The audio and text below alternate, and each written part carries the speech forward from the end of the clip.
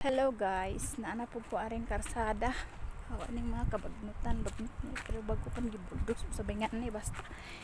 Uy, perteng inita alas 12:41 guys. Sintukar na po ng tiguang. Basta moingon ko niya anang paggabig unsay lutuon kay para ma-prepare bitaw na di ko mudong aning gawas og alas 12 mga alauna mo jud iyang oras nga pagawason ko. Perteng jung inita guys. Uy. Karon adan duhur alas 12:42 siguro 45 hak kamaw maluoy ba perting inita oy.